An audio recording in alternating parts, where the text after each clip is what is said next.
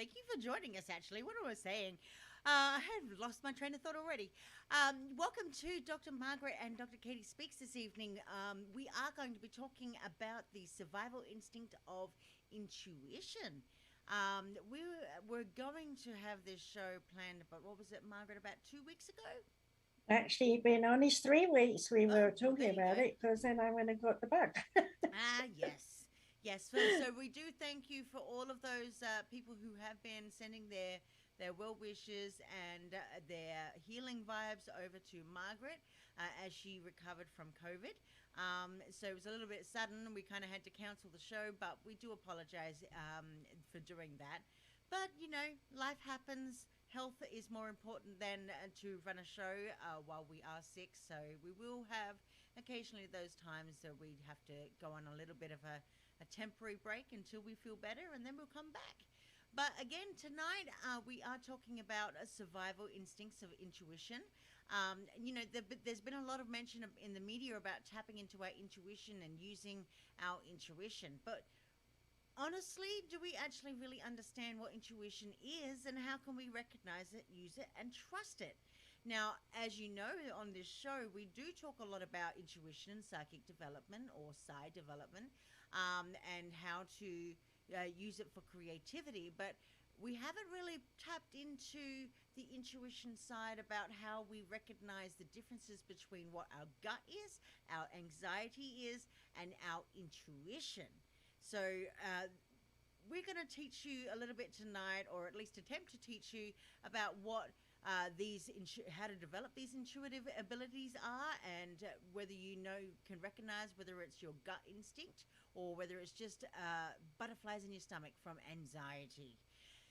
Which anxiety, as you know, is a form of mental health. So, you really got to understand what they are in order to lift your change the way that you see things and the way that you feel things throughout your body. And of course, it's also a higher level of frequency which we can which is also responsible about for the actions of moving forward to do good and live in a healthy, positive, comprehensive, and sustainable way. So what I'm going to do is I'm going to hand it over to Margaret, and she's going to start telling us about this topic while I go out and share the show. If you are listening, please do call in and join in our conversation. We will be watching the comments. Our call-in number is 929-436-2866 with the meeting ID number 522-657-2748. Right. And I would say to people, whatever your question is, we do have answers. So, it's very important to ask those questions rather than sit there doubting yourself and feeling insecure and unstable about circumstances. So I'm going to go right back with the intuition, and I'm going to tell you that long before you ever came into the room, you were observing and watching your ancestors going through their lives, watching them go through a roller coaster of experiences. And if you think about the Piscean age, which is over 3,500 years, going right back to the Egyptians, we've got a lot of ancestors. And when you think about how many people have gone to war and fought over, this is my land and you can't have it, and I'm greater than you, I'm a Roman, I can teach you how to have a good toilet instead of doing it in the street, all these kinds of things have been ingrained within our spirit throughout eons of time. And so when we decide to be born, what people don't understand is that the mother in the first trimester is actually growing the baby, rather like a major oak tree is growing a leaf. And the mother's coding through her DNA and RNA, and the father's coding through the sperm and the DNA and RNA, is actually forming a baby in her womb in the first 3 months. And we are not up. We haven't taken residence here. I want to make it very clear we are there, we're around them, even before they get pregnant. We're around them, we're enticing them to want to be pregnant. We're connecting with them spiritually. And so when people suddenly say, I'm having a spiritual moment, years later, after they've been living and going to church and whatever, they're not realizing that you've had this spiritual connection with your ancestors, with your mother, with your father, and that you have already taken on the instinct, the inspiration of their beliefs, their ideas. So when you do actually grow in the womb, you are amalgamating their personalities, their characters, their fears, their anxieties, their worries, their losses, their suffering. And on the other side, you have their joy, their creativity, their part of self that is inventive, the part of self that is understanding love for one another and love for the world and love for the plants and trees, and the list can go on. And so there you are, this tiny little baby, now in the second trimester, and your spirit is in there functioning, interacting with your mom, and through the mom, through to dad if he's around. And of course, when we look at my generation, a lot of, uh, during World War II, a lot of us were without daddies because they were all at war, or people were killed during bombing raids and all sorts of things. And so to be psychic in a period like that can be very devastating. And so a lot of people didn't believe in being psychic. In fact, the word was considered to be strange and don't mention it and don't talk about it. But what does the word psychic actually mean? It's psi of the mind and ability, an ability of the mind to be able to attune to your spirit consciousness. So if you're listening right now and you're thinking, I don't have an ounce of psychic senses within me, I'm having to say very strongly, you're wrong. You wouldn't be here if you didn't have the energy that has come through your spirit into your physical body. So when you talk about using your psychic sense in the physical form, what you're actually doing is listening to your spirit. Have you ever realized just how important your spirit is in your body? I hope someone's listening, and I hope they start writing yes or no, or I didn't, or I don't know what I'm supposed to be saying or doing. But I know, Katie, when you were a young child, your energy was already fully present because you said, like me, you knew instinctively, Mm-hmm. who was who and what was coming down, even if they weren't talking to you. And You know, however, I will say, as a little caveat here, that I did go through trauma as a child and throughout my adolescence and going into adulthood. And so my intuition, or my gut intuition, or just my anxieties in the nutshell, were somewhat clouded because I had external forces clouding it. So it's not mm. exactly as if I didn't know what my instinct was. It was almost a survival mechanism where I actually switched off in order to protect myself. And a lot of people do that. In fact, I did it myself. But being born in 1942, by the time I was 44, I had already had so many experiences with phenomenon, which I didn't even know that word. All I knew was these people were in my bedroom looking like, I didn't even know the word mummies. I later was able to put a word to it. Bandaged up, wounded spirits who had been killed in bombs or whatever, and they didn't know they were dead, and they're in my bedroom saying, "Help me." Now, that is traumatizing for a child. Now, I'm going to come forward to today and say the children being born are also just like I was, only they're more so even psychic, but they're doing it differently. When I was born, it was emotional. Everything was emotional and everything was traumatic in some way because of the war. Today, these children are coming through their psyche in the knowing mode. In other words, an adult could be miserable about something and they'd just come up and 2 years old, 3 years old, and tap mommy, daddy, whoever, and say, it's okay.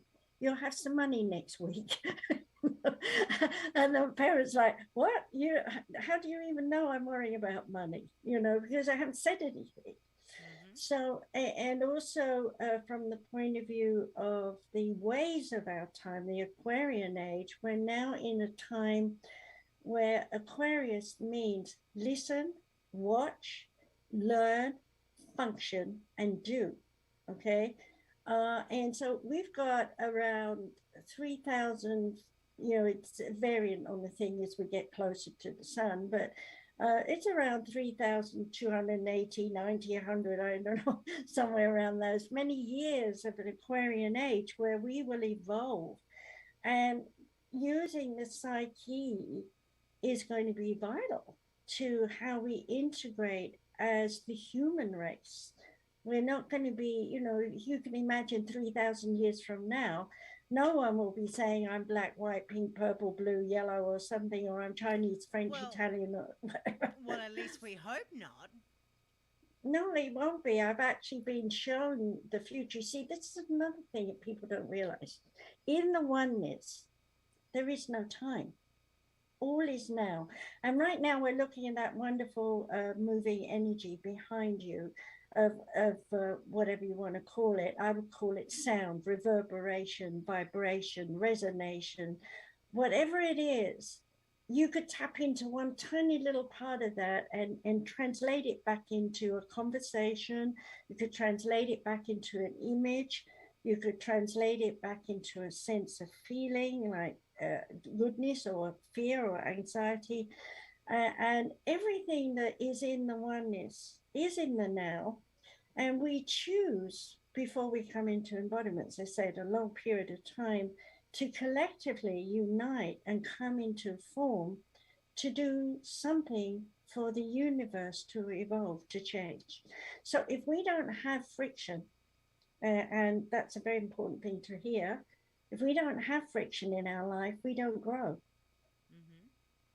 So, for example, if I said to you, I'd like you to study a certain class, and you go to that class and the teacher keeps telling you, you'll never do it, you're not good enough, you'll never amount to anything, you don't try hard enough, and so on, which is what happened to me. What happened? I went home, oh, I'm useless. I can't do the exams, I can't do this. Nobody knew dyslexia even existed in those days. So here's an example where people were suffering back in my generation, and I actually had one child who was very dyslexic. I had to even teach him how to kick a ball over and over again because he couldn't. His brain wasn't talking to his body in many ways. So today he's very physical and teaches judo and very active, But the thing is that we tend to judge the past on now and tell people it was ABC back then, therefore it's ABC now. And these kids are coming in and they're saying, no, no, no, no, I don't agree. And, they're telling us, the adults, things that we can't even begin to imagine. For example, I was talking to one of my grandchildren about sound is the next vibration for us to heat homes and cool the house and fly a plane and do whatever. It's sound. And this little kid was just listening, playing on the floor. This is a couple of years ago now, playing on the floor with cars and things, all the grand age of 3, and pipes up, yes, and they're going to fly to the stars and they're going to do this and they're going to do that. And I'm like, already knew, because it's programmed into the brain. And people can't accept that they can know these things. So what do? They tell themselves it's imagination, and then everybody puts them down because they've got a weird imagination. People are afraid of change. Well, that too. What were you going to say? But I Yeah. was just going to say too that you got to remember about intuitive knowing. A lot of people don't see it as a mystical gift or a special talent, or people might think of it as a survival mechanism more than anything. you got to remember here for those who are a little bit skeptical about survival mechanisms in terms of our gut instinct or instinct in general. Every animal species has intuition. We're no different to them. Although with animals we are more likely to refer it to as instinct, whereas refer it to as intuition. Believe it or not, humans are the only animal species that get guidance on what it needs to do to heal, but yet we ignore it. Yeah, well, you know, to come back to, let's stay with animals for a minute. If you think about an earthquake that's going to happen or a fire that's going to happen, the animals know it long before we do. And you know, herds will run because they know that they can feel the earth is trembling. We as humans who are developed psychics are used to feeling the earth and feeling the vibrations and knowing, you know, halfway around the world there's an earthquake happening right now, and you know it, you feel it, you sense it, and you know it's going on. Sure enough, you put the news on and there it is. So we have that as well. But more importantly, we have it with the universe as well. So if there's meteorites up there and something coming towards us, you know, we feel it. We feel the disturbance in the energy around the earth.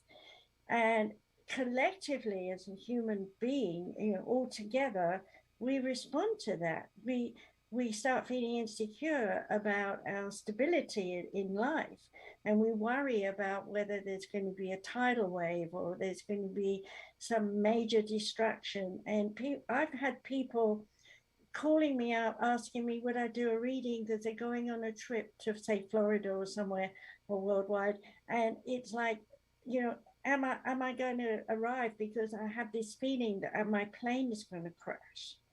Right. And I'm using this actually as an example in reality, because when I was flying over to Japan, my stomach was dropping on the floor for a whole week before. And I was asking my spirit guides, is my plane going to crash? And of course, I arrived and my plane was half empty, which was weird to me because it was always full at the time. But I got over there, no problem whatsoever. And then the next day I turned up to do my class, and everybody had a long miserable face. I said, what's up? And then they told me that the plane, I've forgotten the country now, I'm talking about it, but the plane that went down into the ocean, and they were looking for it right down in Australia and everywhere else. Yeah, Yeah, it begins with M, the country. I don't. Yeah, I I'm know what you're sorry. talking about. I said, you know, I move on. I don't hold on to things. But the thing was, I knew that plane was going to go down long before. I didn't know which airline or anything, but I knew, I'd seen it in my head. And I knew there was nothing I could do, because who was I going to call? Who was I going to tell? And so, you know, you sit there and worry and bite your nails because you know this plane's going to go down, but you can't fix it. And then after, you know, I knew it was 2.34 miles down.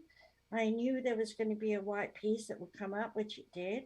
I know exactly where it is in the Bay of Bengal. You know, all these things. Why did I know? Because it followed that the survivors, some of them contacted me and asked for healing. And so I was able to do that for them. So I don't want everybody to think that psychics are always picking up the bad stuff, but I do want us to understand that we do feel it. You can walk into a room and there's maybe 5 people who are miserable, and you will know exactly which 5 is miserable, because you can feel their energy feels uneasy and it makes you feel uneasy, right? And when you feel that, you automatically want to separate yourself from someone who's making you feel uneasy. But unfortunately, if we do that, we are isolating that person. It's not that we're isolating ourselves. It feels like we're isolating ourselves, but we're actually making a space between us and that person psychically feels our separation and then rationalizes, nobody loves me, nobody likes me, nobody cares about me. Then they get angry. And now they're attacking the psychics and people who are standing back because they've been waiting for this outburst, you know. And they want to help, but how can you help someone who's so steeped in their fear, their pain, their anger, their guilt, whatever it is that's going on in their life, and that they're mostly stimulated by their own psyche, so they can't see the wood for the trees, and there's so many people like that right now all over this world Yeah, who are in judgment yeah, and worried and and because we afraid. and be, and because we override it, we need to actually create strategies for ignoring and delaying or minimizing what we need to actually do to move forward. Mm. It's the same And as we were talking about that before we came on the air, that yeah. you can't sit and wallow in that misery. You have to move on. Oh, And but we all know that misery loves company, right? So uh, how do we break out of that in the beginning so that we are able to move forward? But I also will say that intuition is the voice which we wish we didn't have to hear, and I get that totally for many people out there. I mean, you have had it all your life. I have had it all of my life as well. However, I've switched mine off due to other uh, reasons, which I don't even need to go into. But that doesn't mean that I can reopen it. But it does become one of those annoying things that we wish we didn't have to deal with, because it puts us into a place where we are not always comfortable with what we actually know. When you mm, know what you know, when you get a sense of something, when you suddenly, or maybe not so suddenly, are able to acknowledge a certain kind of information about something, it can be really, really uncomfortable. well, let me give you some. I'll go back in my life as an example because I don't talk about other people. But for example, when I was a young mother, my 20s, I would get a feeling that something was bad with the family or something because I'm rationalizing I'm in the earthly self, I'm in my motherhood, I'm in my wifehood, or whatever it is. And I'm out and about, and all of a sudden I get this terrible feeling something bad's happened. So we didn't have phones. So I have to go in a phone box and put some coppers in and call up and say, is everything all right at home? And then find out that everything was. And so, what was I worrying about? There was nothing I could do. And why was I feeling so bad? And of course, in those days, you didn't get the news instantly the way you do today. So sometimes you would wait like 2 or 3 days, and then some news would come that there was an earthquake somewhere else in the world or something. And then you go, oh, that's why I felt bad. But today, everything is so fast, so quick, and so many people are feeling this up down. It's like a yo-yo, on off, on off. I'm feeling. I'm not feeling. I am feeling. I'm not feeling. What am I feeling? I don't know what I'm feeling, and it's very confusing for these young ones. And so this is why I decided I wanted to teach psychic development online. And as you know, I'm working on that right now. I'm doing some classes here in my home, and I'm recording what I'm teaching so that I'll be able to put that up so people will be able to listen and learn and understand that being psychic isn't weird, it's normal. That your intuition is your psychic ability. So let's switch over to the positive side. You see kiddies drawing, and you say, what's that? And it's all squiggles and circles and whatever, and they're like 2 or 3 years old with crayons. and they look up at you and they say, well, it's daddy going to work in a car and this and this and this. And you look at it and there isn't a car, there's circles maybe, or some squares, or, there's no real picture that we're used to thinking how you can imagine daddy going to work. But that picture is squiggles of the way the child feels their father, and is interpreted those squiggles to mean daddy is in a good color because he's got yellow, or daddy is in a bad color because he's got red. And so they're really learning at a very young age to express themselves in a creative mode through colors. And coming back to your scene behind you, that blue and white and the darker blue, all those colors are constantly in the aura, moving from the spirit self into the physical form. Those are the actual colors. There's a man, Dumitry, who's doing pictures all the time, and people have seen it on Facebook, where he's a channel for energy. And he just sets his photographs, his camera, and he takes pictures. My husband used to do the same thing years ago. And we were ahead of our time in those days, because we were able to prove to people that there were spirits around us, because we would get spirit faces all around our heads and things like that. So we've been, from my generation, and I'm looking at 80 years of my life, where we went from, you cannot be psychic, you cannot mention it, it's weird, it's strange, we can't handle it, we don't want to know about it, it's dangerous, it's of the devil, it's never of God. The priest, church, whatever, synagogue, wherever it was, is all believing in the power of sacrifice, pain and suffering. We're at war because we need to realize that we own this land and nobody else is going to own it, and all those kinds of things. And then as the world changed and shifted, going through the 60s into the flower power, people were basically starting to attune to the earth and appreciating a four-leaf clover. Can you believe we're all hunting for four-leaf clover so that we can say we were lucky? And pick a laurel tree and make a laurel crown and say, hey, I'm like Jesus. There were so many copycats of history, of people exploring and trying to understand why they had this instinct to investigate more outside the box, as it were. And the outside the box saying probably came in somewhere in the mid-70s.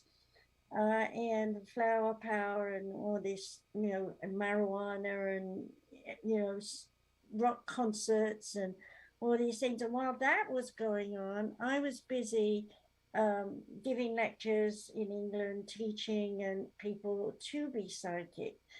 And in those days, those who were psychic suddenly became famous overnight because they could, talk about a dead relative and prove survival. Okay, I'm going to give you an example here much later, but I wanted to show you how important it could be. A lady came to see me, and she told me she'd lost two young children around 7 and 8 at each different period in time as they grew up. And she wanted to know how those children were in the spirit world. And so I was able to talk to the children, and they gave me their toys, and I was able to describe them because I could see the images of them and so on. And she was teared up and, sobbing that there was absolute proof to her that those spirit children were alive in the oneness in heaven. And right at the end, and she never mentioned anyone else but her husband. And the reason the children had passed was because there was a gene defect and he was the carrier of it. And so right at the end, these two children said to me, would you tell Mummy that our brother doesn't have it? And so I did. And she just burst into tears, worse than ever. and sobbed and sobbed and sobbed, and then admitted that she deliberately hadn't mentioned him because he was older. He was like 16 at the time, and they were too scared to have him tested. And these children said, "Have him tested, he's fine." And they did, and he was fine. And she just sobbed and sobbed on the phone to me. "Thank you, thank you, thank you." Now, that is worth every pain and suffering of psyche in going through the traumas that psychics go through to be able to bring that kind of proof and that much joy to someone who's been worried and anxious for so long. And I have to admit that my life is full of such wonderful gems being a psychic. And now I want these children who are being born who are all psychic. I mean, back when I was a child, we weren't all psychic, most weren't, but today they all are. And I'm really reaching out, not just myself, but to every mother out there. And I'm saying, your child is psychic. Please study it yourself. Please learn to bring them up knowing that they are psychic and encourage them to use it. Well, I think too. We also have to go through what the difference. I know that I'm going to go a little bit backwards here, but Mm, we need to have people understand what the difference is between a gut feeling, what anxiety is, and what intuition is. And so let me just get. I can give you the brief definition for it in my own words, obviously. So a gut feeling is generally how we feel right now. We feel about basic and immediate feelings, or it's usually a response to something external. So an opportunity to adapt. It's a little bit like fight, flight, or freeze. Our born instinct of survival. And gut feeling tends to be reactive to other people's actions or situations. So if you have someone trying to stab you, you are going to have a survival instinct kick in, a gut feeling of what the reaction is going to be to respond to that person who is threatening you. It's also about survival or analysis of a situation to protect yourself. Say, for example, I stubbed my toe while going to the loo at nighttime. Let's hope that you haven't done that recently, because if you have, you might be in pain. But I just But want to interject here, though, before you go too far with it, that gut feelings are actually coming from the spirit. yes, So but even though it's you're conscious of it, it's how your spirit talks to your body. yes, that too. But we do have to kind of generalize it a little bit for those to reach a wider audience, because not everybody believes in psychic development. And so we Mm-hmm. have to kind of explain it in such a way so that people do understand it. And so with gut instinct is something that will happen again. So gut instinct is telling you that the stove is hot, not to touch it again, but you're going to touch it again because that you subconsciously, that's what you it's habitual. But at the same time, your gut instinct tells you that that stove is hot and you are going to be in pain by reacting to it. It's the same with stubbing the toe on going to the toilet at nighttime. So now the next step would be to be very careful about where you place your feet so that you don't stub your toe. Going on to anxiety real quick, people get a little bit confused between gut instinct and anxiety. One of the easiest ways to tell the difference between gut instinct and anxiety is by how long your symptoms actually last.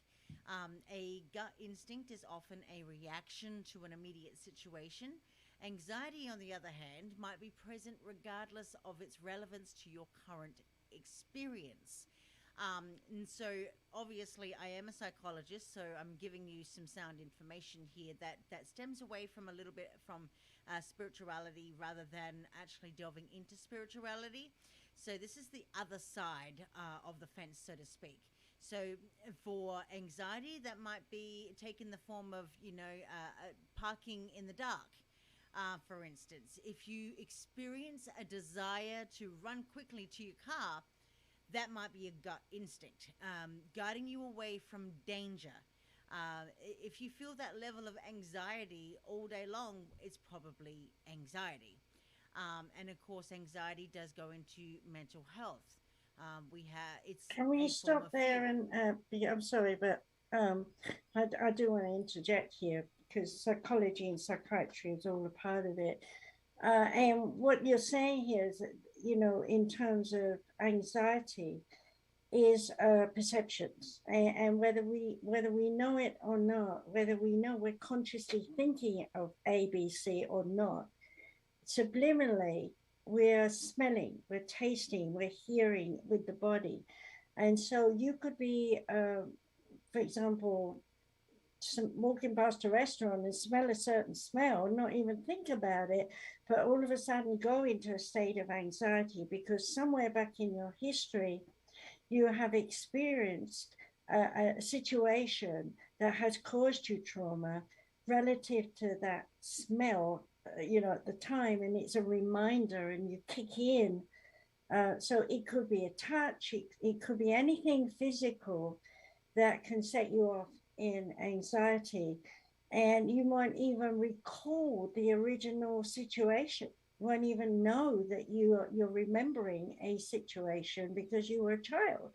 Hmm. And so I think it's important to come back to the fact in psychology and psychiatry that the brain is building and adding scenario after scenario during the first 3 to 5 years. And those are the foundation stones of whether you feel happy or sad. There's no in between. You're either happy or you're unhappy.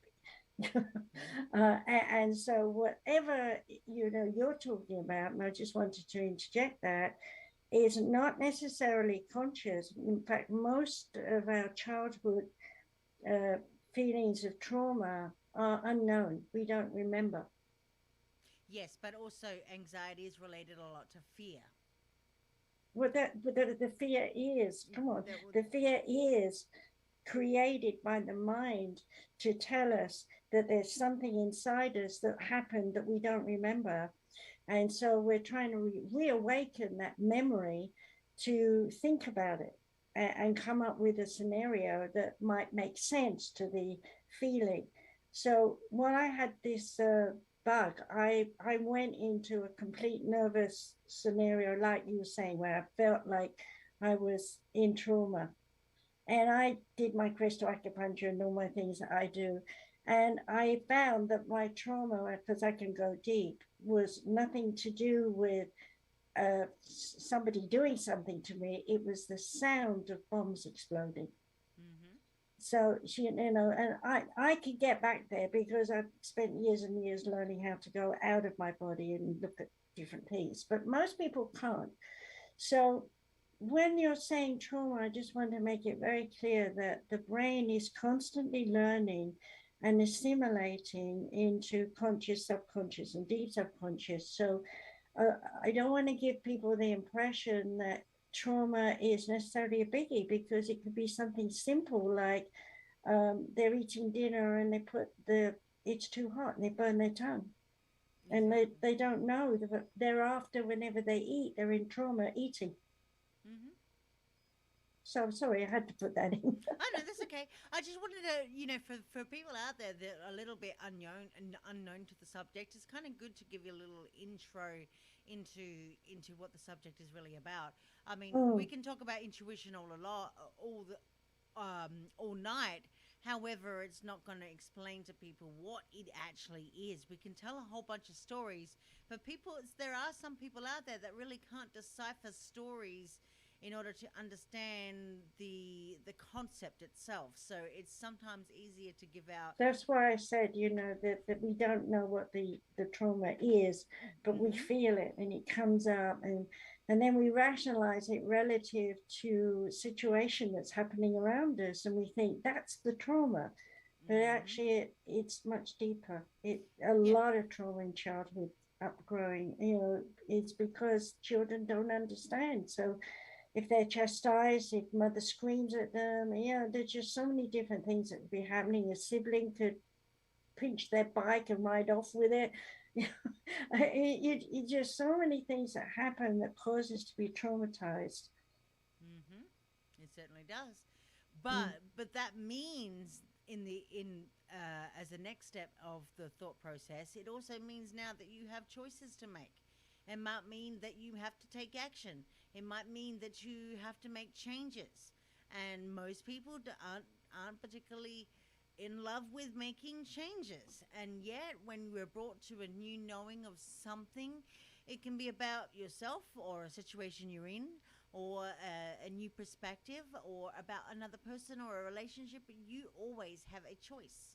So, either with intuition, you are either going to follow the information to penetrate your consciousness and your spirit and ripple that into the being and risk whatever it leads to, or not. You have free will. We all have free will, exactly, and I 100% agree on that. But you have to also remember that without our spirit consciousness that leaves the body at the end of life, that without that awareness, we're just a vessel. And the amount of study I've done over the years on the brain, and I'm writing a new thesis with the face and the muscles and the five senses and in the womb, the RNA, DNA. It's going to take about 5 books to write, but that's what I'm in a process of doing right now. And you know, the psyche is, no matter how you think about it, whether you're thinking about it as going to church, praying to God, or whether you're thinking about, you're driving down the road and you've got to take a driving test. It doesn't matter what you're thinking about or where you are or what you're doing, as long as you're processing and learning something about yourself. And what I've seen, and I'd like to point out, is that most people don't look inward. They look outside of themselves to blame and shame Tom, Dick, and Harry for their circumstance. And or they fall in love with Prince Charming scenario, and then mold him in their mind to how he's going to be. And I know I did that when I was young, because that was a different consciousness in those times. You couldn't open your legs; you weren't supposed to, but today it's like let's play and enjoy ourselves and worry about what happens after. So rules and regulations have changed and people have changed with it, and this wave of the change of this century, now to go into the great Aquarian age, is very vital to the transformation of a human being. We're not going to be the same. We can't imagine ourselves being entirely different, but we will change. Yeah, but and that's where we need to decide whether to trust what we know and trust that it's real, and that your perceptions and feeling in your body tells you that it's real. That you never know where it may actually lead, because life is scary. Intuition is scary. Gut reactions is scary. Anxiety is scary. Well, instinct is scary. I mean, Our instinct. if you think about the basic instinct is I have to stand up, sit down. And the minute I stand up or sit down, is someone going to tell me that I should have sat and not got up, or I should have stayed standing and should have sat Yeah, but you see, down? we now live in a society where whether we should or shouldn't is already propositioned um, by external factors, meaning that we are told to do what we do and we follow it because we don't follow our intuition. And therefore, a lot of people who say that they aren't intuitive, or don't have any psychic ability or psychic gift whatsoever, tend to be very conformist. They don't think for themselves. They don't allow themselves to feel or hear or use the senses in order to gain a new perspective. And they are usually in fear based. Their subconscious is leading them to follow the crowd, so to speak. Hmm. But fear, no matter whether we're talking about, being in a classroom and there's always X number of students who are A students, so there's always X number of students who are D students, and where do you fit into this societal structure of that classroom? And of course, for me, back in my days of the school I was at, very strict teachers and so on, no kind words, nothing. Even by the time I was in my second year six, which was studying nursing and so on, it was like, what are you doing sitting there? You should be up doing this and this and that. And I was like, but I am, I'm writing, I'm doing something, but oh no, but you have to be here, you have to be there. And so tradition has been very much a part of history. And now we don't have tradition anymore. Mm-hmm. We don't have anyone saying, well, we might have someone talk about it, but there's no one saying, well, because great great auntie was a pianist, you have to learn the piano today. There's none of that, whereas there was when I was a child. So this world is carte blanche for the young ones coming in. It really is. It's a white sheet, and they can write on it whatever they want to, but someone has to guide them in order to do the right thing for themselves. And I think that's very important. And when we talk about psychology and psychiatry, we've had too many people who are qualified, in quotes, psychologists and psychiatrists, who just spend days writing scripts for medicine. There's no one who's actually stopping and saying, wait a minute, where's the cause? Where's the effect? Let's go deep. When did this happen? How did it start? When I put people, when I have them come here in the house physically with me, I might with them 4 or 5 hours just talking and channeling and doing intake and listening to them and their fear, their pain, their anger, their guilt, or whatever it is. And it's all important. Every spit image of it, no matter what it is important because that is them. Mm-hmm. And if they're full of fear, pain, anger, guilt, that has to be addressed. And psychologists and psychiatrists of the last 40 years never addressed any of it. All they would do is say, come in, how do you feel? Here's a pill. And the hospitals were so full of people who were traumatized because of the world and wars and things, so that the psychologists even had pills. Well, I was just gonna say, Sue was on the comment, made a comment here. She said, yeah, so many people, even in the loony bin, and they don't even need to be there, but they've been taught that they need to be there, which is exactly right, Sue. But the other thing is too about intuition. Here's the opposite end of the spectrum: is that many times we actually rather play possum too. We'd rather make ourselves wrong. We find some way to undermine our intuitive guidance. And in that case, you've forgotten. It is there to protect us and there to help us be in the world moment by moment as we're meant to be. Because we're scared of what would happen if we take it to heart, if we take on faith, make it to be true.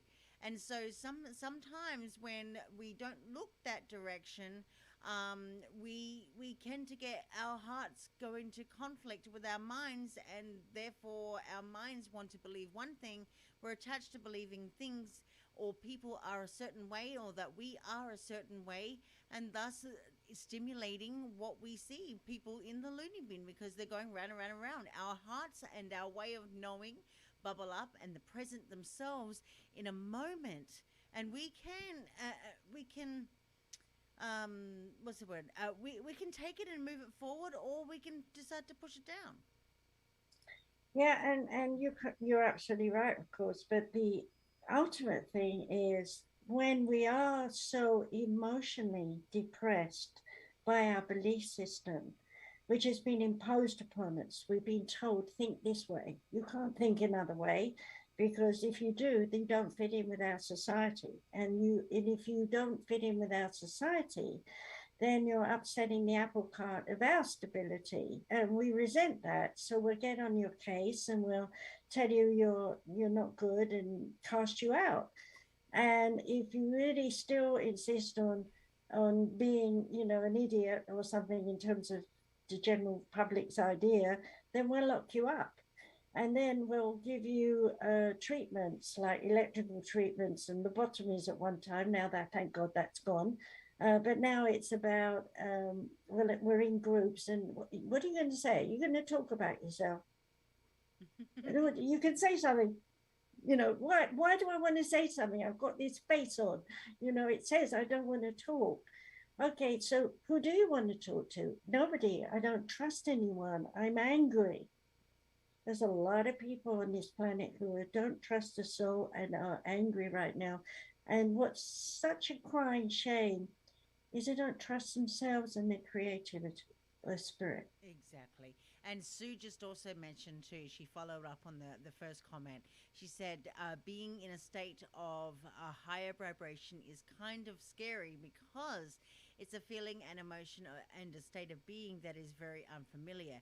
It's not talked about or passed down about two children in many, or passed about down to two children. She's written the number two Yeah. instead. Yeah. She said, I think most of the depression is bad on by subconsciously being robbed of who you are. But since that is not labeled in normal psychology, they tend to disguise it as some other problem. Mm, that's really right, Sue. And, if someone says, I'm going to give you an example of someone I actually work with. If someone says, I don't want to be a Catholic, I want to come outside of that. I want to become a Jehovah's Witness. And this actually happened years ago. And the family, all the Catholics, elder Catholics, every Sunday in church and doing the whole caboodle. And this woman was escaping. When I say woman, she was about 24 at the time, escaping from that family who was insisting that they were all sinners, you see. And the Jehovah's Witnesses were saying, come into our environment, we accept you, who you are, and so on. And she made a lot of friends with a lot of people who were in the mirror image of her, feeling rejected by their families. And then the next thing was they were told that they could not, if they become a Jehovah's Witness, then they cannot be with their family. Mm-hmm. So there was a division at that time between families. And she was so riddled with guilt that she'd left her family and the religion and she'd gone to this other group, and they were telling her that she has to dump guilt. And next thing I know, she's crying on the phone to me, I'm so guilty, I'm so terrible, I didn't. The list went on, and I was like, who are you talking to? Mm-hmm. And this is years and years ago when I was still in England. And I had to have her come over because she was about to try and commit suicide. So that's how much conflict that, I've noticed over the years with people who are basically told to be one thing and then told to be another thing, and the conflicts built up. And all the while, her spirit was in there saying, there's got to be something, which is why she kept coming back to me. I will say there was a happy ending to it because ultimately she studied with me and she became a medium in those days. And so she was able to help a lot of people, through a spiritual church at that time. So, for those who are wondering, Margaret, can you please explain to people what a natural born medium is, or psychic medium? Call it what you will. A person who is just generally, and as a generalization, an intuitive person, and somebody who really doesn't have who is underdeveloped psychic abilities.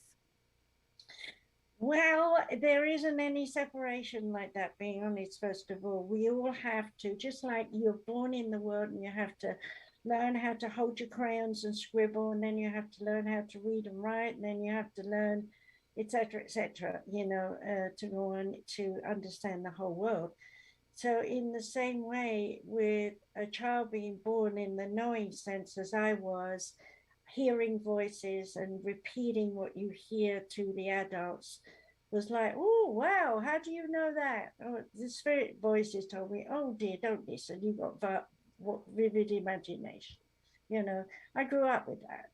But the voices didn't stop, and everything I said always came true. And so by the time I was 21, I was acknowledged as being a medium. And at the time, what's a medium?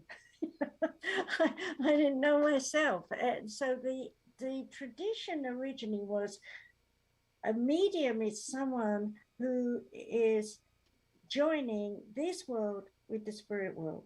So you're in the middle, you're the medium between two worlds, and you have this ability to take what's in this world, take what's in the spirit world, and bring them together and share that information to people who wanted to listen.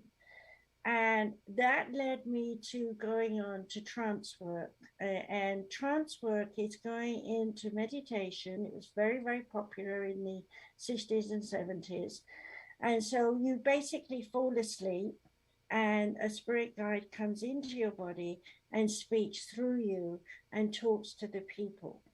And it was kind of interesting because we used to record it all. We had tape recorders and reel to reel big tape recorders and things like that in those days. And then I'd listen to it back. And here was something that was unusual. We called it raw D. You could hear on the tape spirit voices talking, saying something like, hello, how are you? A bit weird, whispering, how are you? It's okay, or something. And then it would be, you'd hear more of the person who's channeling or whatever it was saying. So channeling was a big thing in the 70s, and people would go into trance and be like this, and then they'd come up and spirit would take over their body and they would speak. Okay, well, that's not so popular now, because why would we want to go through all of that to prove there are spirit guides? Well, the world needed to know that there were spirit guides. So that's why it was done.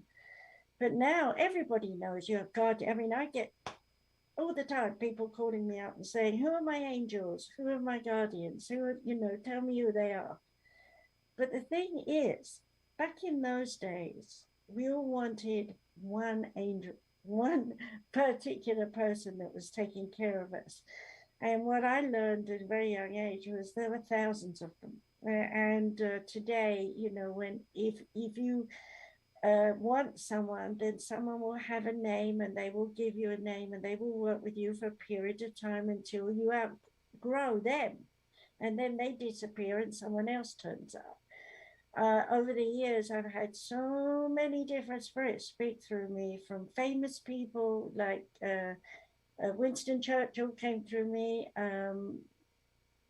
There's just so many gurus, and even Jesus. And, Yeah, I mean, I've had the same thing. I've had Ralph Waldo Emerson. He is the father of transcendental, the transcendental, yeah, transcendental. transcendental, yeah, that movement. Yeah, I get a lot of spirit guides and all of that kind of stuff come through me, but I don't do it in the form of trance work. I do it in the form of automatic writing. And, because you're the later generation and you don't need trance work. Nope. See?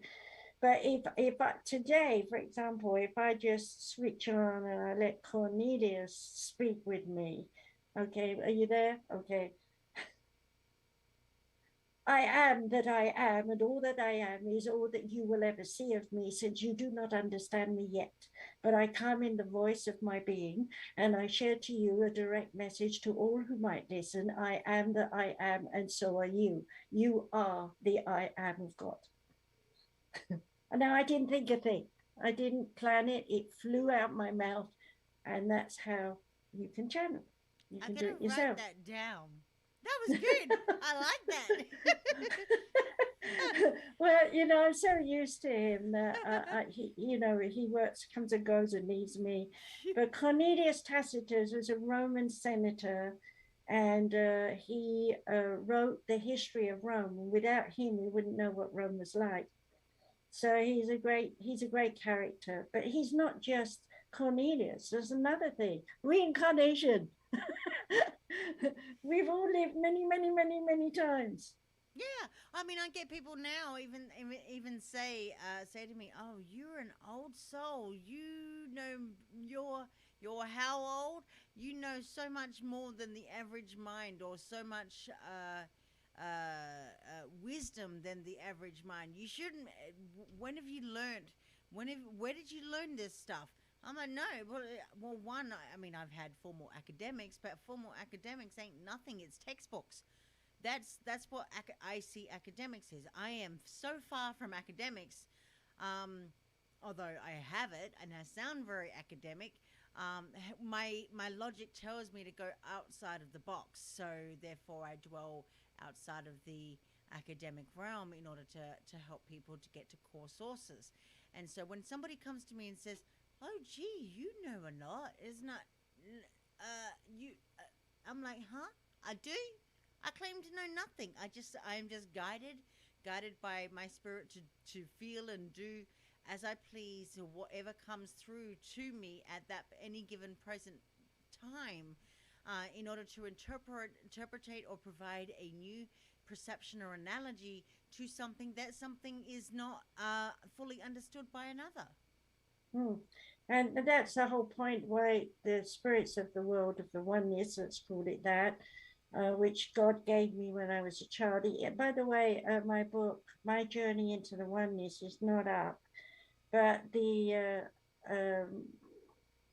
it the download books, are they still up? Yeah, that should be up. Yeah, so they can read about my life story, and if they want to. But the bottom line is the journey of a medium is a strange one. And the ultimate thing is that you come to a point where unification is the ultimate, that you don't need to know who is speaking through you, or why, or prove, or a doubting Thomas to anyone. If they're not into it, they're not into it, then you're not doing that kind of work Yeah, but with and them. and it's about being fluid, how to feel in the moment. And um, I'll just quickly read what Sue just wrote. She said that that's our program that gets passed down. The excuse is also passed down. Your dad did it, your granddad did it, and your great granddad did it, and so on. Well, what if that person was born to break the mold? Now what? That's what I was just saying just then. Mm, So many people are taught that you have to do things in a certain way because it's done this way forever. Don't change the way the wheel turned on. Don't rock the boat.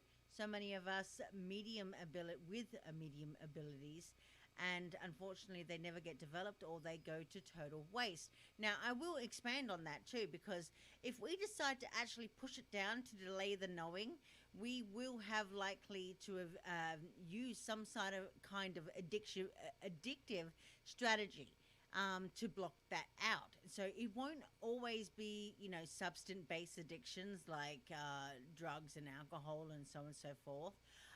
There are behavior and thinking patterns that we get attached to or addicted to also to protect ourselves from knowing things that we are too afraid to let in for fear of upsetting the balance that we are trying to so hard to preserve.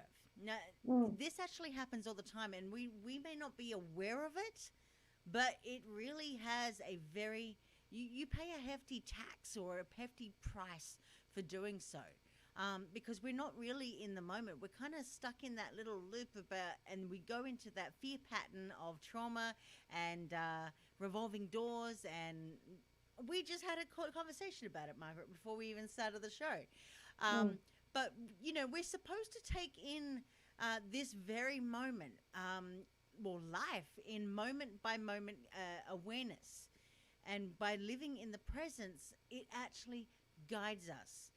It lets us feel what's in front of us with it, it might be our hands or might be what we hear. And we use it to make the choices that we need to make.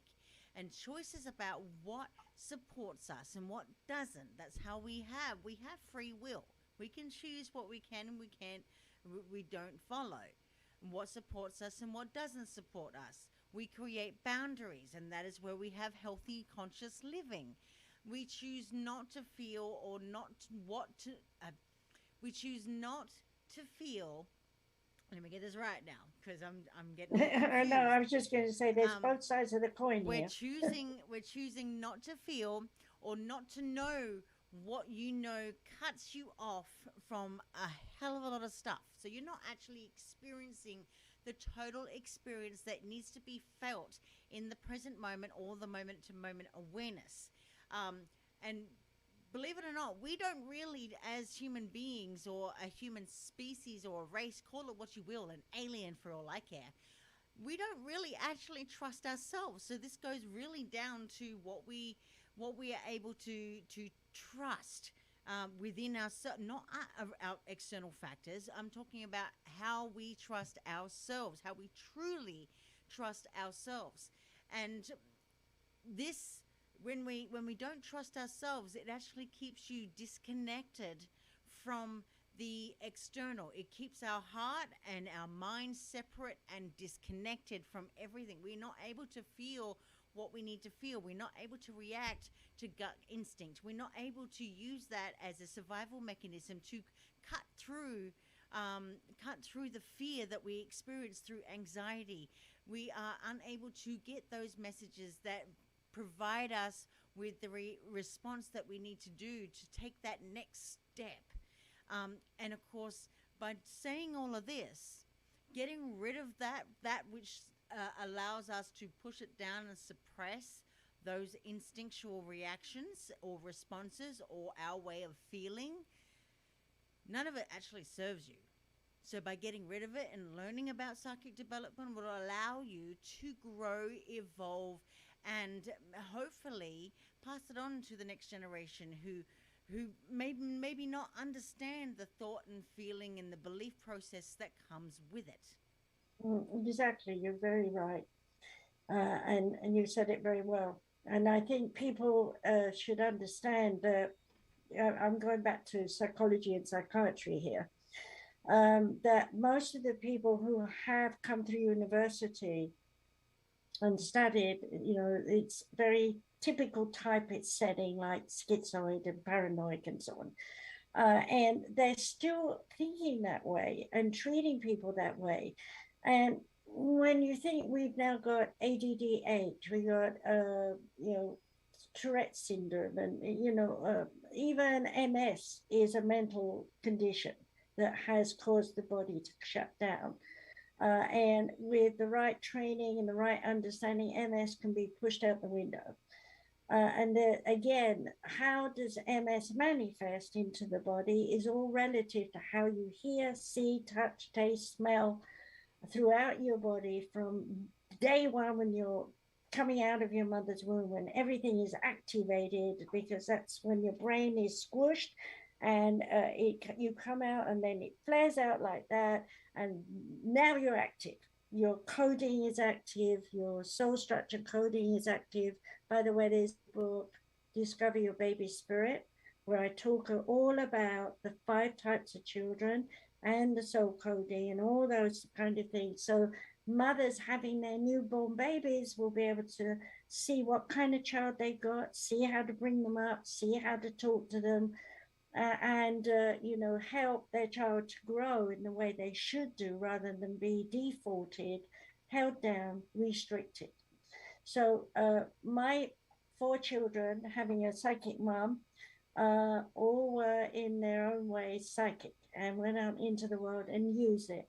But they are not mediums. They don't do readings. They like my second boy, he'll be renovating a house, and owners there and complaining about something, and he would just nonchalantly start chatting and talking. And I happened to be there a few times in England and heard him, and I'm going, my God, he's amazing. And he's never even mentioned the word psychic, but I know he's channeling and he knows what to say. And my third son, similar. In fact, my third son was like me. He was so aware at 9, I closed him down because I didn't want him to go through the pains that I went through being a psychic. Because I do want to But point out that when you're psychic, you are empathetic to everyone. the other thing is Everyone. too, you just made a really good point there, is your fears and anxieties were passed on, well, so to speak, in a generalized way, passed on because of your fears and traumas and so on and so forth, your past.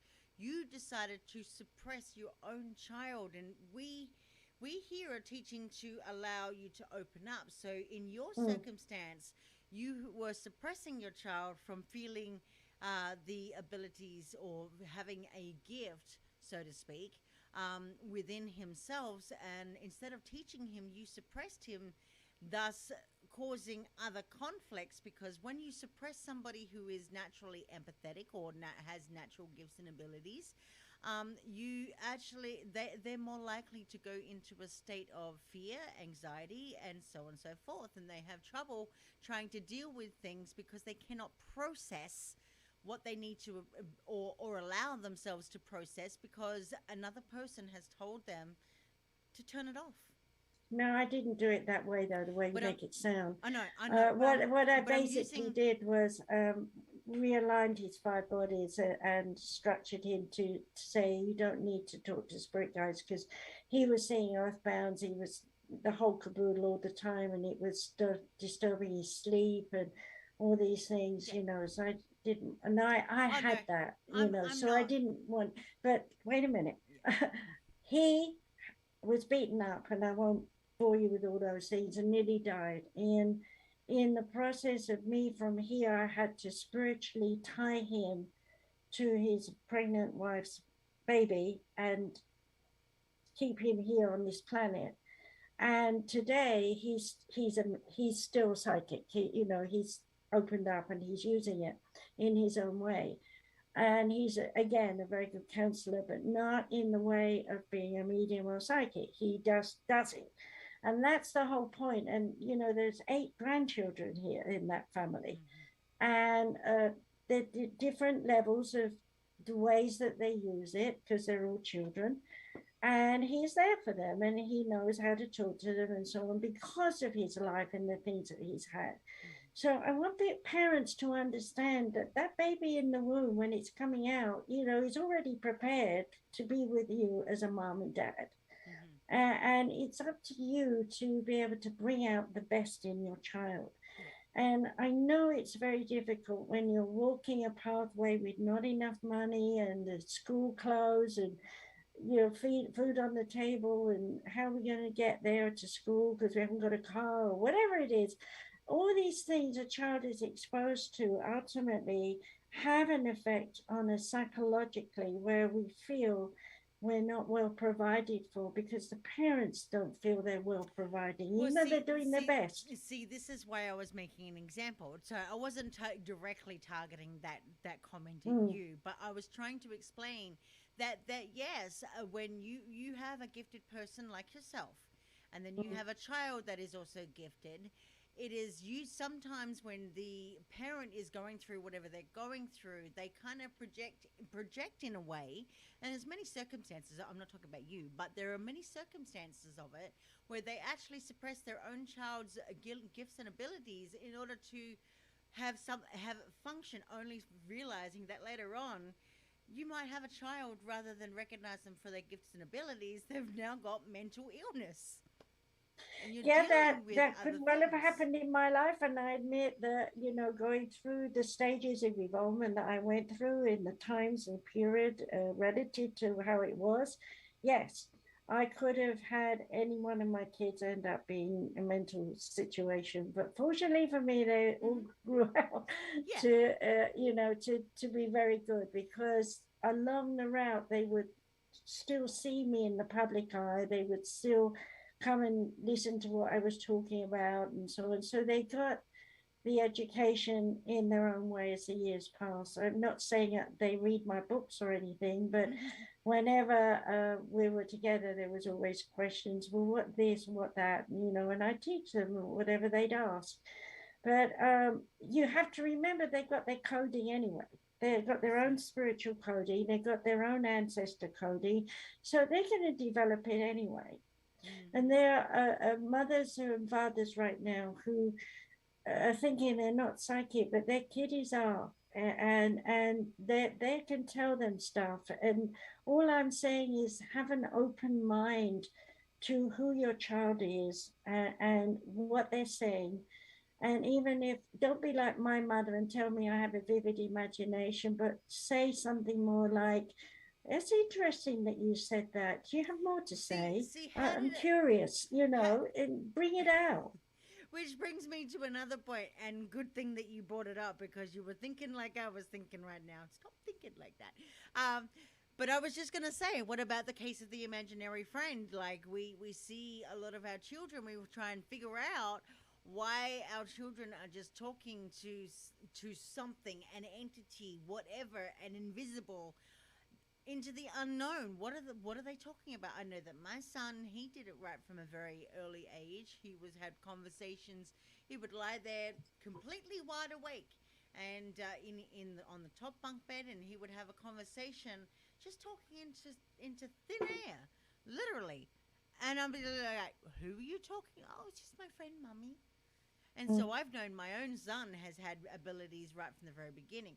My own son always is obviously he's a very intellectual person or intellectual boy, but what I'm saying beyond that, he is he's an empath. So if anything, he is very, very much absorbent to. So you need to explain to people an empath. We have sympathy with the feelings of what other people have around us. So we identify those feelings with the feelings in other people.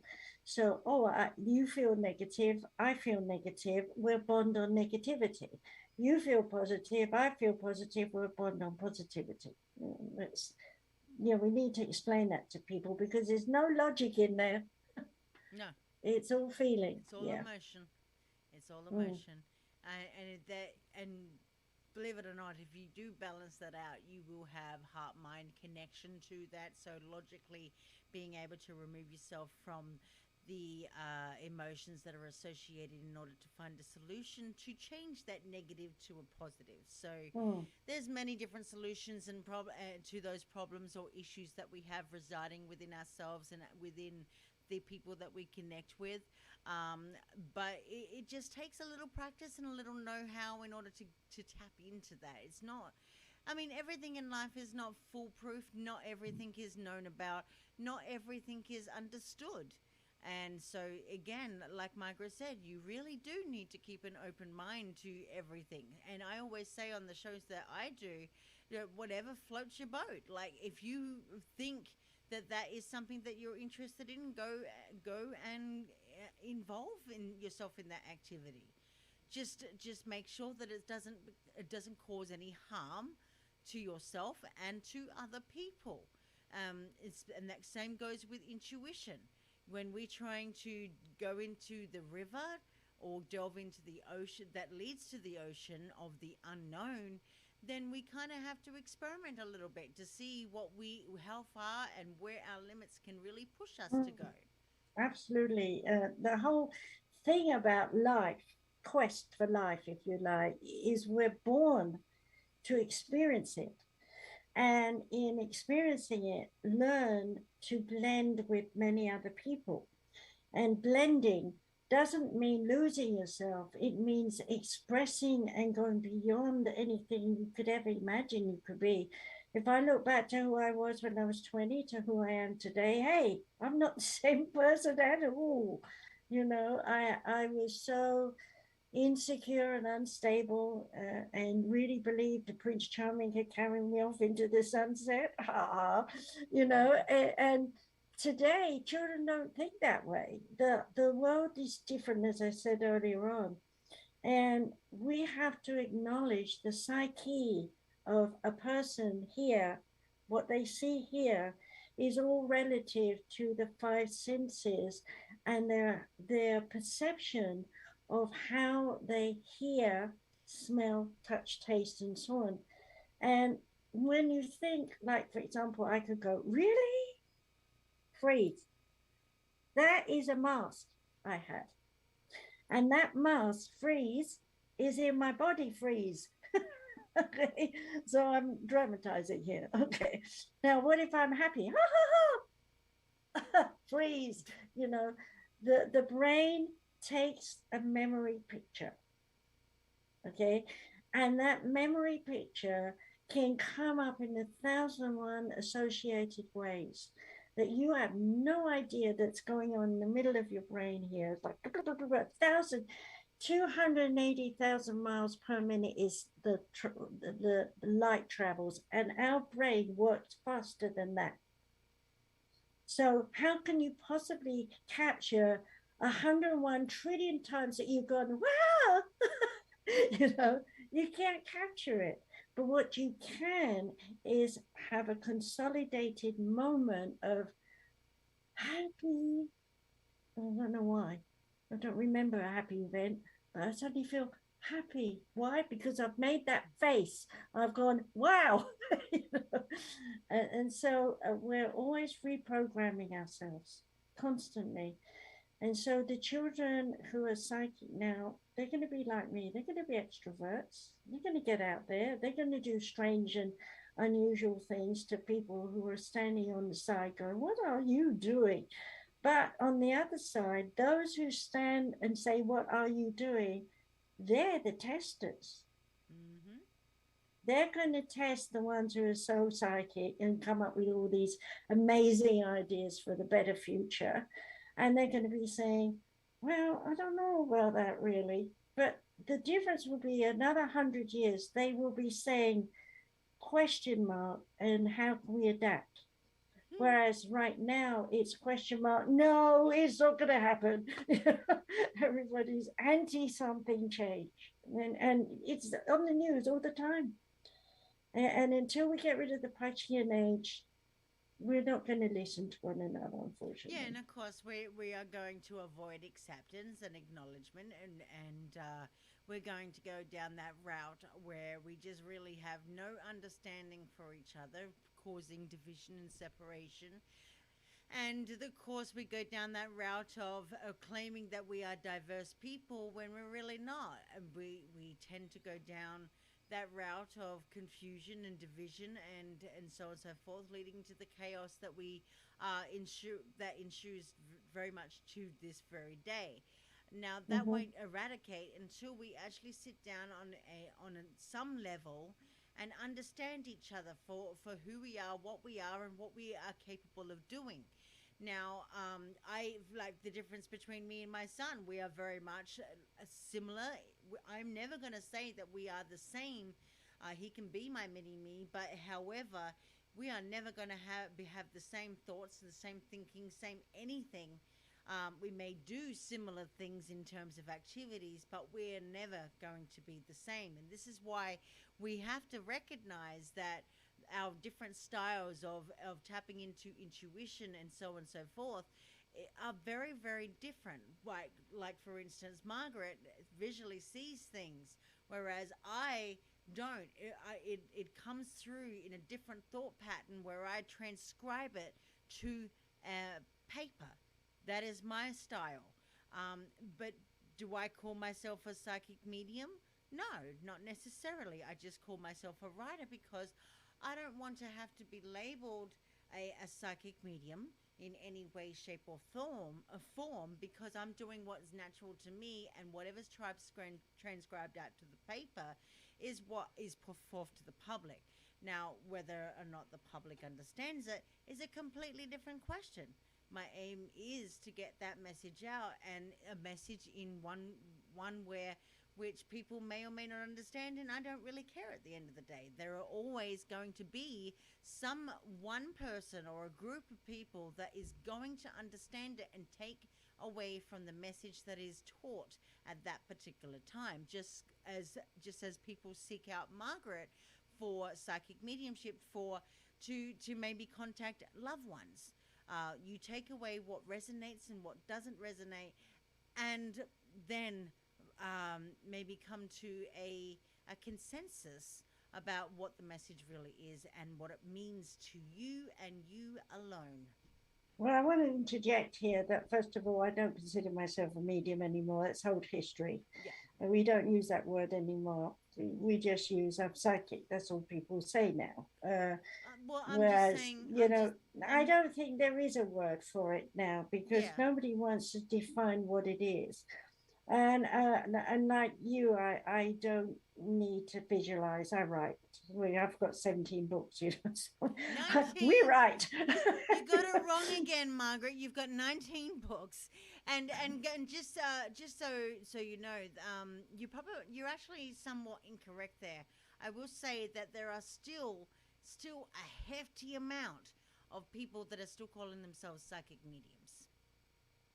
Yeah, because they're from the Piscean age. But anyone who's coming out, we've been born into the Aquarian age over the last 20 years, they're not using that word. They're using, I want to, they're more like in sentences like, who's my angel?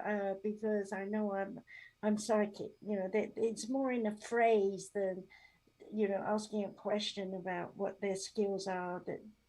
So I'm a healer, I'm a lecturer, I'm an author, I'm a metaphysician. That's what I am. I'm a metaphysician. Or That's my work. And I train people to become metaphysicians. And what does that mean? They are psychic developed, their psychology developed, their psychiatry developed, they're emotionally developed, they're mentally, many skills. From if they want to do tarot or something like that, they're still popular, then we'll teach them that. If they want to learn crystal acupuncture, or they want to learn Reiki, or what, it's all mixed up. And so when I created metaphysiotherapist and metaphysician, these are words I created. And these are words that I give diplomas for my students who have done level 1 through 5 and are fully qualified, as you know, because you got a few from me. Then this is the future. This is how it has to evolve. And that's why it's very important to me that I live long enough to establish a university online where people can study with people who are top metaphysicians who in their fields, whatever they might be, can give these youngsters who are growing up now the right education for them to become teachers in the world. So let's say you're a metaphysician, but you're also a high school teacher. Your whole attitude in the way you're going to teach those classes is be the same history, but instead of talking about, let's say, the Battle of Agincourt, and saying they were all there and they were doing this and that, you'll be saying something like, the people who were involved in that, they suffered a great deal because it was cold and the weather was rainy in that battle. And, and the child's going to sit there and go, oh, I visualize it, I see it, I can hear it. Whereas, history has just said, read this paragraph. There are very few teachers that can actually have that kind of vivid, even writers these days. Well, now, but I'm talking 100 years. Oh yeah. Depending on which direction we go. But what I'm saying is that right now there are very few readers, or no, not readers. Very few writers and teachers that have that type of vivid imagination in order to tell a story that is maybe of the past. That's why I've got to get this university going. Mm-hmm. We need it because there are other people out there. There's one organization I'm kind of jealous of, and they're doing very well. They're bringing all sorts of people who've got different skills and talents, and they're doing lectures. It's Mind Valley. and they're doing a lot of lectures and skills and TEDx and all this. And it's all about still who you know gets you out there, and what happens, and and oh, 400 billion followers, that makes you famous. We're not here to be famous. We're here to teach, and we'll teach in the best way we know how, whether it's a one-on-one or it's 100 people in a class. I don't count that. I just teach, and I've been doing this teaching since I was 24 in the public. In England, it was mediumship and psychic ability and raw deep and sounds on equipment and mind bending machines. They used to test me and weigh me and do all sorts of stuff, because that was where they were at. Science was at. And so I gleamed into that and taught as much as I could, anatomy, physiology, whatever it was that I needed to teach. Now, today, I've evolved so far beyond anything like that. And I don't know many people who do the amount of integration of all the different modalities as myself. I'm not saying I'm the only one, of course not. There's going to be hundreds of us all over the planet. But we need to get together. We need to congregate. We need to build the universities in alternative medicine, in alternative consciousness thinking, and so on and so forth. We could list all sorts of things. So anybody listening, if you're interested, join up with us. We need you. Exactly. But in order to get that, you have to be motivated in order to learn, because we're not looking for students that just want to learn one thing because they feel that it's the right thing to learn, because their friends are also learning something else, or a form of competition. Well, my friend is doing this, and I'm jealous because of this, and I would like to get a certification to rival that friend, so that I can show them that I'm better than them. I But don't want sometimes that people. leads to something better. It's Well, not always, we can't put the negative down. We have to let people that's realize their negative pathway way may well be the absolute gem that takes them to the point of success. Well, that's exactly right too.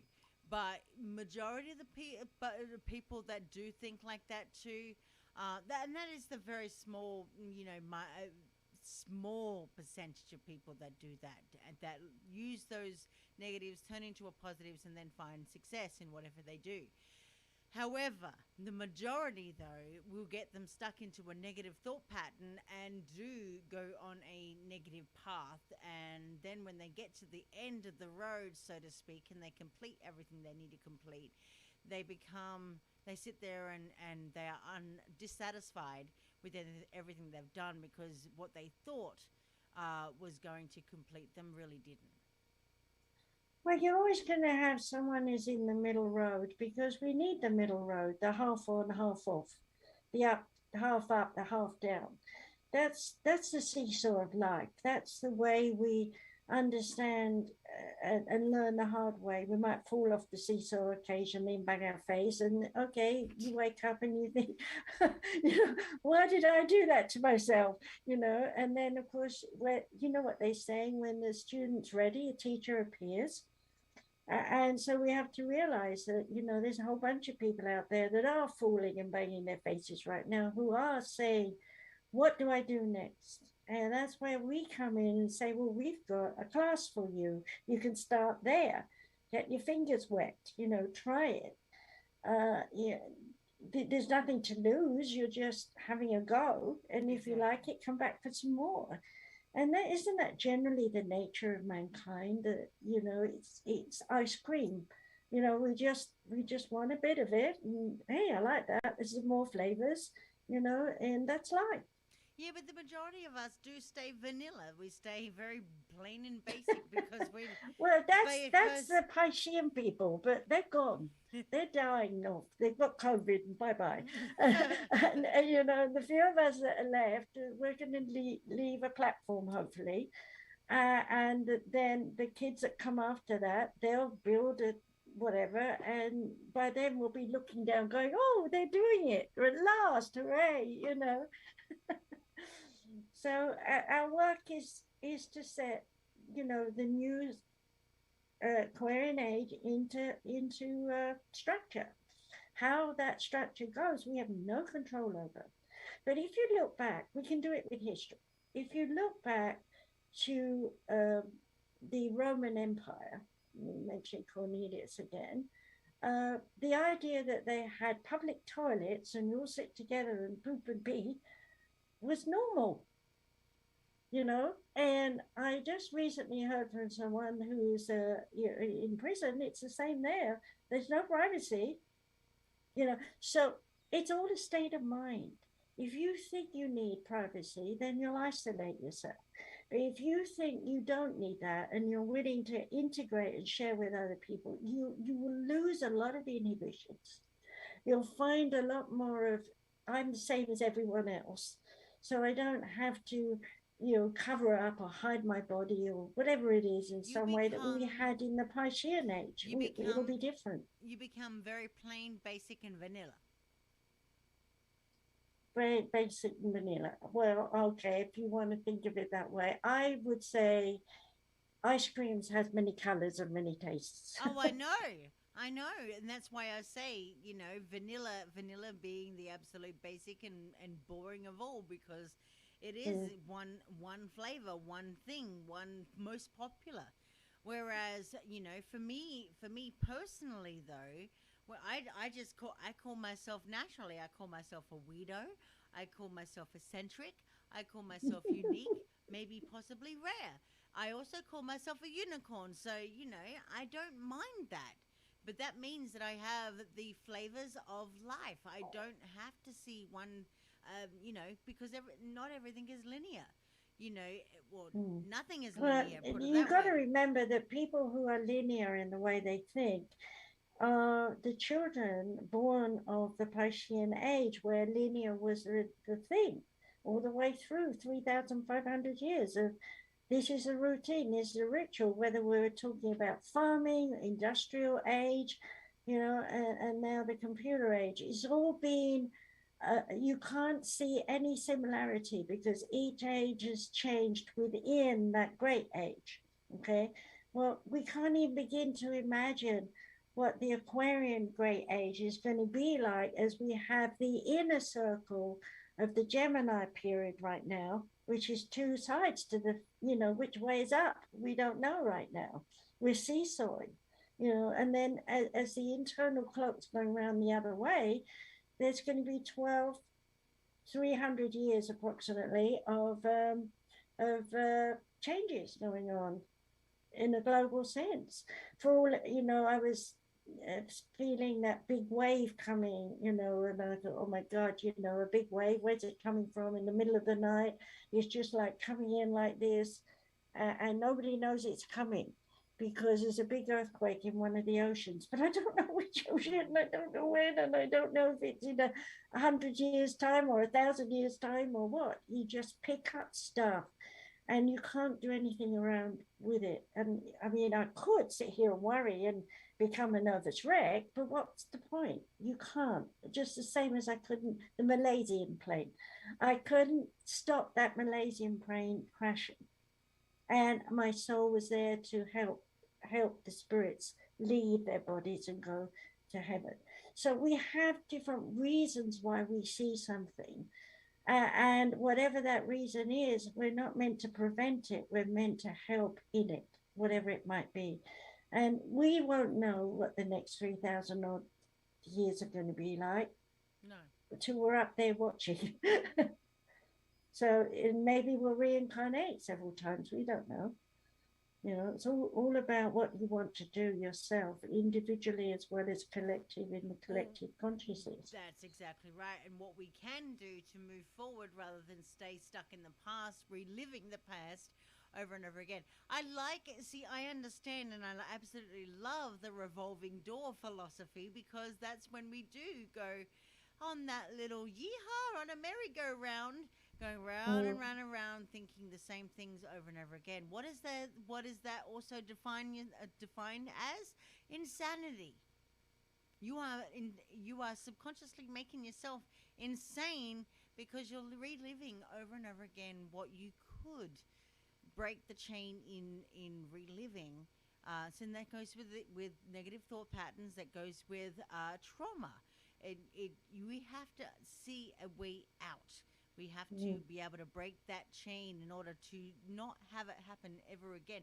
It may not ever happen again, and it may happen again. But you have to define where you want to be and what position you want to be in terms of your thought patterns and what your activities are going to be in order to move forward. Well, in terms of that, yes, you can define your thought patterns, but you have to be careful you don't get a rigid mind and stuck in a rut. And we use this a lot in my 20s and 30s, where people would say they're in a ditch, and the ditch is up to here. So, and it's like, hot steep sides, and you got to get out, but you can't find a footing, and you're jumping and you're trying to see what's up, on the land. And it was a very symbolic way of describing the narrowness of people's minds. They were just focused on, I'm going down this ravine, as it were, in the dirt, and I'm stuck down here in the dirt and I can't get out of it. I.e., I've trained to be a nurse, so I'll always be a nurse and I'll never be anything else. And I don't have any time to think about art or crafts or, and so on and so forth. And that was a very narrow-minded period. Whereas today, everybody's into something, even if it's just working out and swimming or drawing a painting or joining a choral group or something. Here am I'm actually joined a choir, but it wasn't my kind of music, so I'm afraid I'm not going to keep going. But I actually want to find someone who's a musical coach and just start singing again. I've got a piano, I never play it. I've got a whole karaoke thing, I don't play it, I don't sing. Why? Because I'm on my own. But when we gather together with others, we make music, we make life. And I think this Aquarian age, once we start listening to one another, the ideas and the things that we want to do, we can rebuild the infrastructure. We can do it. As a human race, every country can rebuild their infrastructure. If we stop trying to trade around the world and we use our resources in our lands like they did hundreds of years ago, without conquering and saying, I need, imagine going all the way back to England with those tobacco leaves and saying, smoke. Look what they did to us. We all got cancer because of smoking, tobacco. But it was a journey of trade. It wasn't a journey of thinking about how harmful that was. Well, I'm hoping the Aquarian age will be a journey of discovery and understanding and be helpful and healing. That's what I'd like to believe. I would want to hope so. Well, with that said, we have about 10 minutes left on the show. Yeah, I know. So we can start when to you're having fun. Oh, yeah. Life's having fun when you're not looking at the time. Yeah. But what I'm saying, so we can start to slowly wrap this up. That's not a problem. But what I will say is that, we really, really have to trust ourselves. We really have to be at least curious about the information that we receive. Even thinking about the knowing as information keeps it neutral. If you think of it like that, it keeps it neutral, and it keeps you from whatever informational downloads is the new term of receiving information. Is that with that said, by keeping it neutral allows the process of that information to not overwhelm you, so that you go into a state of fear. And by allowing it to have its say, gives you a way to stay connected to the part of you that has your survival and its best interests at heart. So it keeps you from having to tape it all down and suppress it and cover it up with addictive behaviors like drugs, sex, and rock and roll. We've all been there before, but being suppressed is not suppressing a gift is not going to help you in the long run. It's really something that you have to consider when and keep it onto an open, neutral playing field. And even if you aren't ready to take action on something that you may feel, it's okay. You can have a choice. There's no wrong or right way to do things or feel or be guided by, and it can be uncomfortable, but so is being in denial about it too. That's another big one there. Can I just interject what Sure. you're saying? Because I think it's important to tell people that for every image that you can conjure up, there's 1,000 words in your brain box to advise you, to give you an understanding. So, for example, if I said, think of a nice uncle, maybe you've never had a nice uncle, you will think of a nice uncle somewhere. It could be in a movie, or it could be somewhere. But that nice uncle means something to you. And that is a way of giving advice to yourself and giving comfort to yourself that there are some nice people in the world, and you're one of them, because you can actually think of a nice uncle, so you have a nicety in you. And so all your images mean something. Don't dismiss them. So if you're angry, ask yourself, what's the image? How does this anger look? It might be a ball of red fire. Okay, what can I do with red fire? Well, I could put some water on it and put it in the ground. And you can physically, literally light a flame and put it in a bowl of water. You'd be amazed how you're suddenly going, oh, I don't need to be angry anymore. I've literally done things like this with experiments with people, because they don't want to hear talking, but they want to see, they want to touch, they want to feel.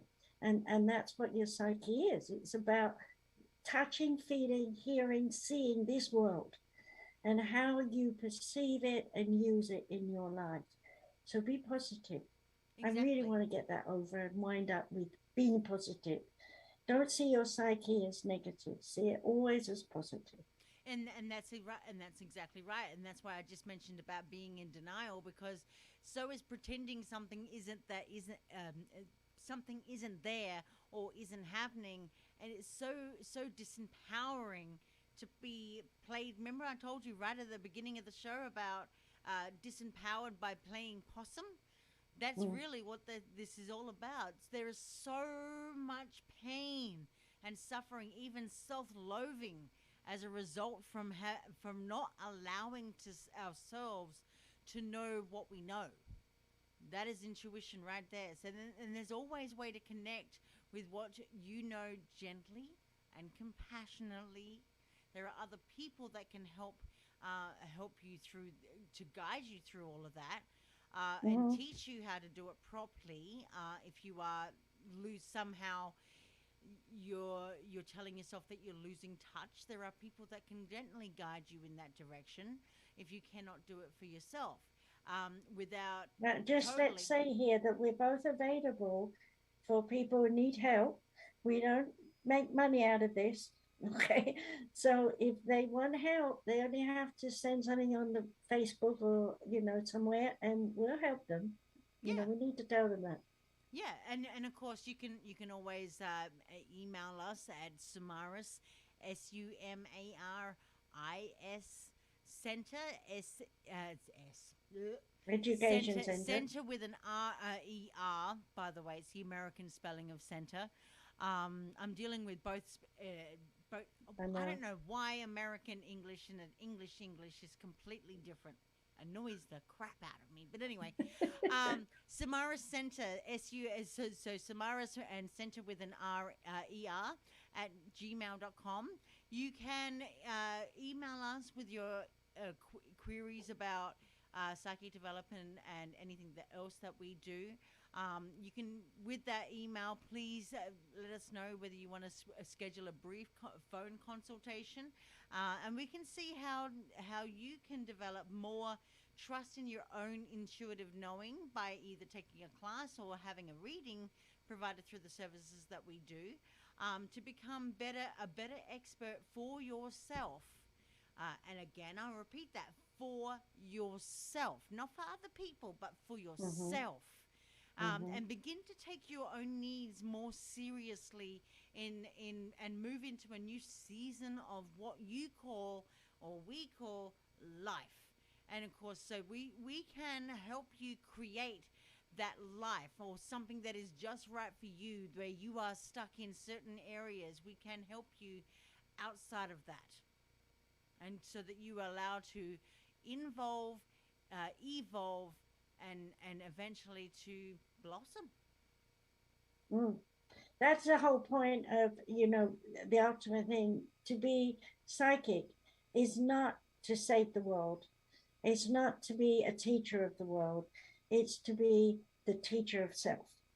So the more you work on you, the greater your passion and joy is in living your life. The happier you are, the more friends you have. And things happen when you don't expect them to happen, that bring even more joy into your life. Just be open to you. And that's what we forget. We're so interested about saving the world. We're so interested about saving other people. We're so interested to be the damsel in distress or the white knight.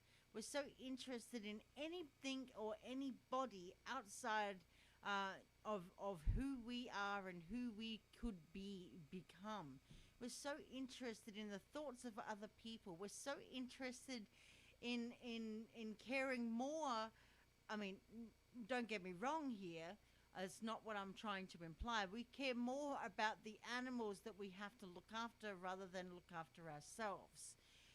Not that animals don't place any less value on ourselves, but again, this is all about us. And we tend to take care. There are a lot of people out there that are givers. And a lot I of people do want to out interject. Sorry, I'm coming on top of you again, but we haven't mentioned this, but I want to put it out there so we can maybe pick it up on another topic. We have the fear of failure versus the fear of success. I think one day we might do something more on that. So anyone who's listening, don't give in to being a failure. Only think about climbing the ladder of success. I'm going to write this down, and we're going to make it next week's show, right? Yeah. Fear of failure and fear of success. There you go. And there's two others as well. Fear of isolation and standing alone, and the fear of integration. There's four of them. They're in my book. Okay, misspell. There you go. And integration, right? Okay, I'll write that down and I'll put it up. So there you go, guys. Next week's show is fear of failure, success, isolation, and integration. Well, this is going to be a good show. Kind of like that. I don't know. It just came in my head, I suppose, the oneness is there. That's what we do. But for those who are listening, you are listening to Dr. Katie and Dr. Margaret Speaks.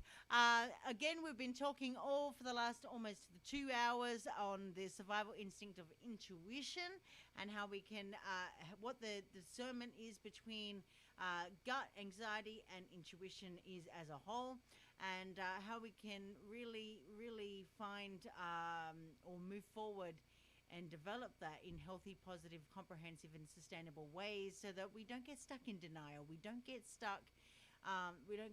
In not understanding what we can do with our own intuition. Again, it's all about us.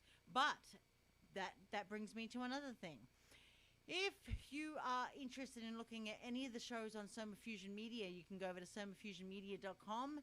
I'll go over to any of the social media pages. Both Margaret and I are up on social media, on any of the platforms. What is that? Twitter, Instagram, LinkedIn, Facebook. There was a fifth one. I've forgotten what it was. I always remember There's one platform. Instagram, Oh, Twitter, LinkedIn, Facebook, and something else. I don't remember. I keep forgetting that there's like other. To- But anyway, we're on the major platforms, so please go look us up there if you want to send us a DM or PM, whatever you want to call YouTube. it. Yes, YouTube too. We are on YouTube as well, so please like, share, and subscribe. We need these videos shared out because if nobody shares these out, then nobody's going to know who we are, what we do, and what we are teaching every week. So that's another thing too. The other thing is as well, if you are interested in looking at Margaret's shows, her archives can be found on soundcloud.com/ Dr. Margaret Speaks. You can also go over to our other websites. For instance, my website is soma-fusion.com. Margaret's and I's websites, or Margaret's as well, is askdrmargaret.com, the universalchristchurch.com, Samaris Education Center with an ER.com, and easypeasysolutions.org. If you are interested in finding Margaret's PR website, it is currently being rebuilt. Like many of the websites that are being rebuilt right now, I know that we keep mentioning about maintenances and upgrades and rebuilding and all that kind of stuff. It has taken us a very long time to get to this point. We've had a lot of hiccups in 2021, which we don't need to go into, but please understand that we are only two people that are working the business, so to speak. And so things do take time, and it takes a village to raise a village, right? So, So if anyone wants to join us, we're open to suggestions. absolutely, absolutely. And also too, I will mention too that the Katie Kamara Healing Center in Rakai, Uganda is still open for contributions in that. If you go over to fundally.com/Katie-Kamara-Healing-Center, you can go find that fundraiser. Also too, I will mention as well with the upcoming classes and talks that we are having. They will be put up onto social media in very, very soon. Hopefully that we can get some stuff up so that we can have the students come in to actually learn with us, because there is quite amount of interest, if I understand, of people who do want to be taught for the classes Psychic that we are stuff. putting I've up. got that Yeah. class I'm working on, yeah. Yes, exactly. And I also have been dropping hints and suggestives, I should say. Let's just keep it at hints, for another project that I am involved in as well. But this is an evolving process. You will see it up on social media, and that's all I'm going to say. So keep an eye out on that massive project. Is in collaboration with Keith Anthony Blanchett. So love him. A beautiful friend of mine for that project. So please keep an eye out on all social media posts. There will be plenty of hints that we will drop over time, and how you can get involved in that too. Mysterious. Yeah, it's a mysterious project. So, even I don't know what it is. no, see, no, like I said, you just have to watch social media. We'll be dropping hints every now and again. So, and that's what we have been doing. I will mention too that Keith is also without a computer right now. He doesn't. He needs to upgrade his computer. His computer went totally fried itself. Just cannot. It's not capable of. It's basically just wear and tear of computer technology. Well, that's a sign. Move on, Yep. change, adapt. So So he'll be fine. yes, we do have a fundraiser though for Keith. We are raising money so that he can get a new computer. His computer has to be custom built. So right now we have the Center of Light Technology Fund. We've currently raised $772 since we started that, and we really need your help to get to the goal of $2,500. So again, it is a custom built computer. If right now he's using his cell phone in order to broadcast his shows, which he is liking, but he's not really liking because he's not at full capacity. So unfortunately, there's a couple of things that he has to do to get to that. But again, you can go over to social media or to gofundme.com / help center of light. And you can go find that fundraiser, or just go over to my social Soma Fusion media page on Facebook, and you can see all the details for it. Hmm. There you go. Well done. Yeah. Okay. Yeah, that's the news for the day. A lot. Oh, yeah. Well, see, Yeah. this is what happens when we're not on air for 3 weeks. Yeah, I know, I Have to cap know. you up, But catch you up. I'm very glad and grateful that you know, I didn't get too bad. It just affected my nervous system, and I was able to work with my crystals and, you know, my crystal acupuncture, my pterogram therapy, and do some deep dumping, and I feel great now. So you Mm-hmm. know, I'm back, and I will be doing some more shows soon. So I'll be busy this week. Yeah. Absolutely. So, with that said, do we have any last messages, Margaret? No, I just want to reiterate to anyone, if you think you're psychic and you've got no one to talk to, they can contact me, write me an email, and I'll get back to you, and we can arrange a chatty time on the telephone. You know, I always help people. And of course, I have Japanese students that I'm still teaching in Japan, so I'm quite busy. Absolutely. Absolutely. Mm. But anyway, until then, next week's show is going to be on fear and failure, success, or the fear of failure, success, isolation, and integration. And so I'll put up the notices up on social media for next week's show. Be there, be square at 8 p.m. Eastern Standard Time or 6 p.m. Mountain Time. And we will see you next Saturday on Dr. Margaret and Dr. Katie Speaks. Until then, have a beautiful, Thank you for listening beautiful, now. beautiful weekend and the rest of your week. Good night. Take care. Bye.